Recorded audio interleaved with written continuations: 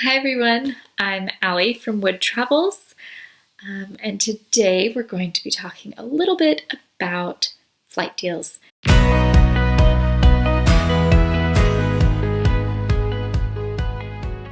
want to preface this video by saying that we are just normal people who fly. We do not fly standby because we don't have any affiliates with the airlines. We have not racked up any points with credit cards or miles with rewards groups or anything like that. We don't have lots of business miles piled up. We're just normal people who happen to fly a lot and pay cash for all of our flights. We have lots of tips for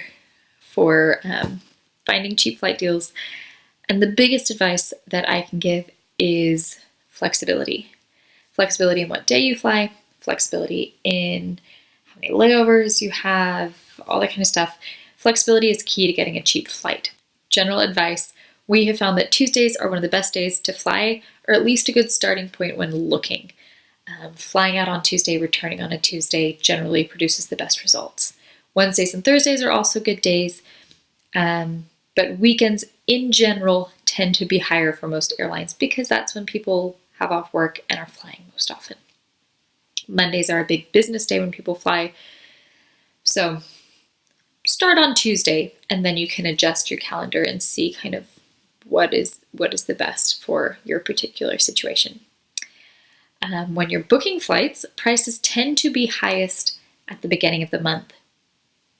Everybody gets paid the last day of the month, so they go and they book their flights the very next day because they have the money to. And airlines know this, so they jack up the prices usually at the beginning of the month.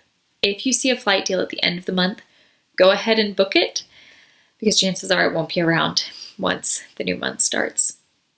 We have probably 15 different airline reward groups and airline alliances that we are members of, and we definitely rack up points, but we've never actually used them because we haven't racked up enough points with a single airline to pay for anything.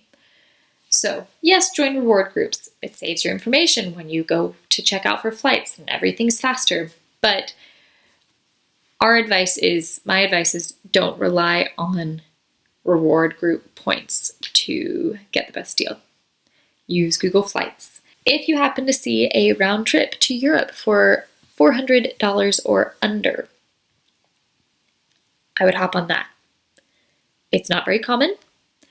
Just the airport fees and taxes alone on a flight from the US to Europe is going to be around $300 to $500, depending on how many layovers and where you're stopping.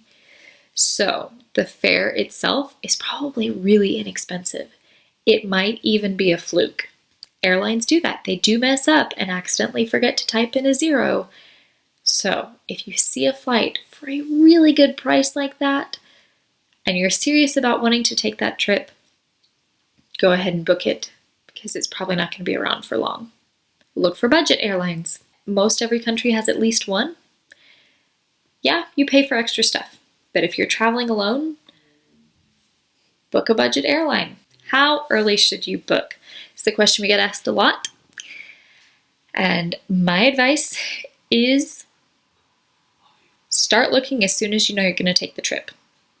In general, flights are available to book at most a year in advance. Most airlines, that's as far out as you can go. With certain domestic airlines, such as Southwest or some of these smaller airlines, flights aren't even available 8 months in advance. Southwest just opened their flights for January through March of 2020, and it is currently August of 2019. Just to give you an idea. So when should you book your flight? As soon as you see a price that you're willing to pay. Our favorite tool for booking flights is Google Flights. Google Flights is not a booking platform, but it is a search engine that allows you to click one button at the end to book through the airline itself. So we'll flip the camera around and I'll show you on the screen. If you're looking on Google Flights, you can just type into Google Flights. It will automatically pull up the airport closest to you. So let's say, for example, we wanted to fly from Zurich, which is our primary airport, to Boston, Massachusetts. Okay, just a general overview. You type in your departure airport, your desired arrival airport, and the dates that you're looking. And you can pick, let's say we want to go for around Thanksgiving for 2 weeks. We'll do a Friday to Friday, and we'll see what shows up. So first, you choose your departure flight, and you can see everything from, it'll show you at the top your cheapest flights, this nonstop flight with Swiss, and your fastest flights will all be kind of drawn up to the top. But you can also scroll down and see that there are 70 longer or more expensive flights. You can also see right here that it'll show you whether prices are pretty typical and what the range is for those flights. So you pick your outbound flight, you pick an inbound flight. Let's do this one, the direct nonstop, and I like the time that it leaves. Cool, 5:49. Sounds great. Cool.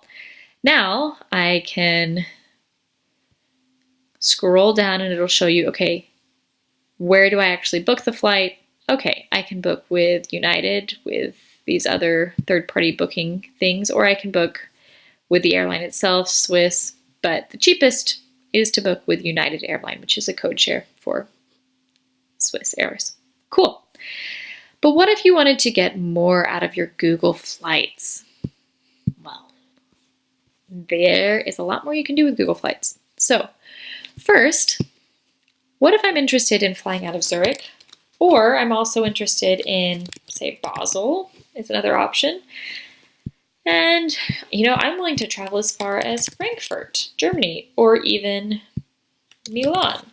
You can search up to 5 major metropolitan areas. Cool. Sounds great. And it will search all the airports for those towns for those areas if you want.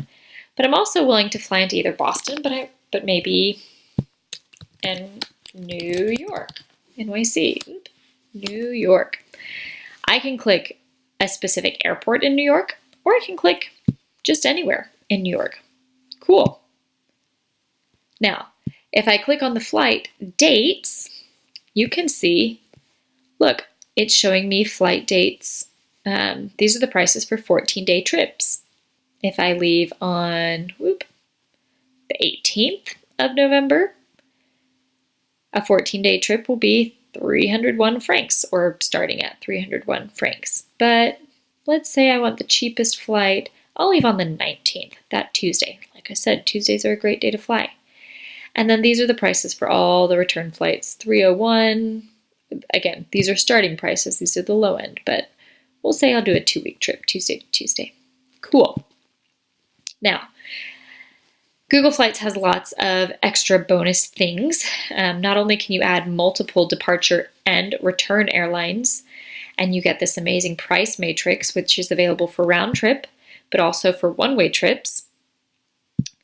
You can plug in, obviously, the amount of passengers, and you can plug in which fare class you're interested in. But some of the extra bonus things you can do is type in the amount of bags that you want to bring. Lots of airlines now are offering flights that are these ultra low fare flights, but they don't even include a carry-on bag or a checked bag. So you can say, okay, make sure that I have a carry-on bag, or hey, not a big deal. You can determine how many stops you want. If you only want nonstop flights, you can have Google search for only nonstop flights. You can also search for specific airlines. If you have if you're a loyalty member with a specific airline, you can say, I only want to fly with, let's say, Air France. I only want to fly with Air France. Or you can fly with certain alliances, or you can say, I definitely don't want to fly with certain airlines. You can set a price max. You can set your flight time max for your departure and your return, like what time of day you want to leave and what time of day you want to arrive for both outbound and return, you can choose which airports you're willing to lay over in and which ones you absolutely want to avoid. For example, I want to completely avoid Paris Charles de Gaulle Airport because it's a mess. So I removed the check mark and all of a sudden, hey, we'll no longer show any flights connecting through Paris. Cool. Some other options you can look at right now, it's showing me flights options that may be separate tickets booked through 2 different airlines. Not a big deal for me, but if you only want round trip tickets and they're, individual or completely full tickets, no funny business, you can say, hey, only show me complete full tickets without, multiple airlines, multiple bookings, blah, blah, blah. Cool. And it will show you the flights with all those requirements that fit your needs best. You can look at the date grid, which I like using a lot. This feature is available for round trips and one ways. It's not available for multi-city trips. For example, you're flying into Boston and flying out of New York, or if you have multiple flights, like you're flying from Zurich to Boston, and then a few days later you're flying from Boston to Los Angeles, and then from Los Angeles to back to Zurich, whatever. This feature is only available for round trips and one ways, but it's a really great tool to use. You can see that, anything within that range is going to be 301, but I definitely want to avoid coming back on the 1st of December because prices are high. Cool. Done. Choose a date. Done. You can also see the price graph. Let's see, wait on it to load a little bit. And you can see, okay, typically, what do flights look like for an 11-day trip, for a 12-day trip, for a 3-day trip. And it will show you kind of in graphical form what days are best. You obviously want to avoid Christmas and New Year's. Those are when the prices are highest, Christmas and New Year's. We all know that. So, airports, this feature, you can look at other airports in the general vicinity so that you can kind of pick ones that might be closer than you think or whatever. And then Google also has these nice travel guides, which we never really use. But perhaps my favorite thing about Google Flights, if you find a flight that you like, but you're not ready to book yet, you can come in the corner over here and track the prices. And if you're already logged in to your Google account, all you have to do is click that little button and it will track the price for you. And it's great. Google will send you email notifications if the price goes up or if it drops. If you're on the homepage for Google Flights, you can come over to the corner right here and click Tracked Flight Prices. And you can see all the flights that you have been looking at. And you can see a graph of the price history. So I started tracking this particular flight 5 days ago, and already the price has gone up about $50. Bummer. Also, if you're looking for something kind of on a whim, there's this nice feature with Google where if you just type in your departure airport, you can scroll down and see kind of options to all over.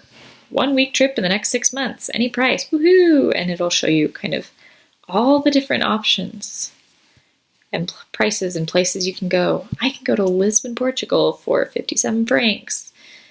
I can go to Dublin for 102, and it'll show you kind of all the deals relative to what you're interested in. I hope that information was helpful. I hope you are able to find some great deals on flights so that you can travel the world and visit family and do all those amazing things that we want in life.